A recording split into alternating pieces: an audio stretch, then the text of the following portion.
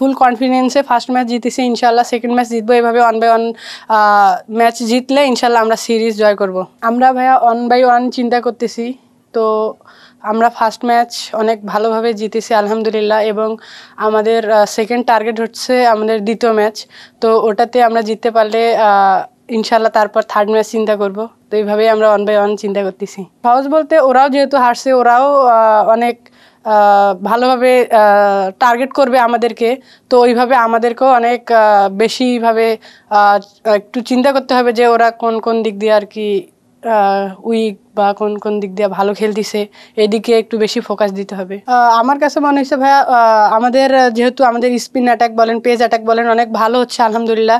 শুধু আমাদের হচ্ছে একটু বলার মানে একটু ছোটোখাটো মিস্টেকের কারণে যেগুলো আমরা ভুল করি, তো এইখানে আর কি ওরা রান বাইর করতেছে।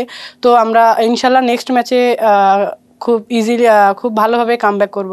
এটা আসলে ভাইয়া ওরা অবশ্যই কামব্যাক করতে চাবে, অবশ্য আমাদেরকেও আরও বেশি করে ফোকাস দিতে হবে। ব্যাটিং বলেন, ফিল্ডিং, বলিং, তিনটাতে আমাদের হচ্ছে বেশি করে ফোকাস দিতে হবে। এটা তো ভাই অবশ্যই ভালো। তো যেহেতু আমাদের হচ্ছে মিরপুর, এটা হচ্ছে স্পিনিং উইকেট, তো আমার কাছে মনে হয় এখন টিম যা ভালো বুঝে, তো আলহামদুলিল্লাহ ভালোই হচ্ছে।